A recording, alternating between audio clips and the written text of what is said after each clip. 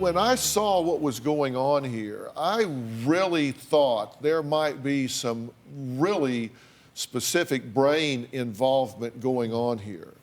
And a very dear friend of mine is Dr. Bradley Jabbour. He is the world's leading neuroradiologist with more than 20 years in practice. He is an expert on the impact of drugs such as heroin on the brain. We had some evaluations done on you. Do we have your permission? Does Dr. Jabbour have your permission to share that information publicly as a teaching tool? Of course. Dr. Jabbour, could you come up? Please welcome Dr. Bradley Jabbour.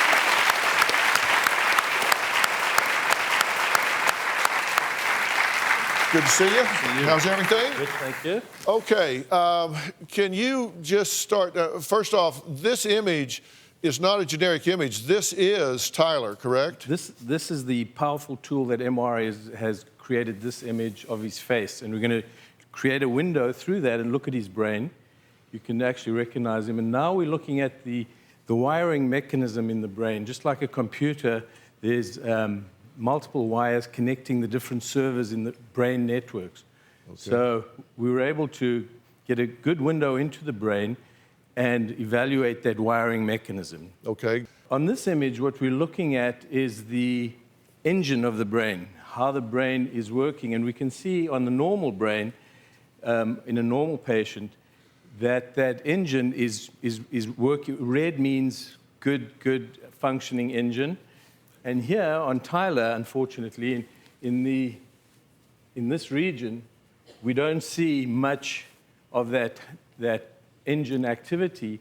Okay, so what we're looking at here is an absence of blood and oxygen flow to this part of the brain, and this is the executive function area, correct? Correct, yeah. So what impact would this have on Tyler in terms of cognitive domains, behavior, emotion, all of that? This controls your impulses, your ability to control anger, your ability to plan and set your life on a track, short-term and long-term goals.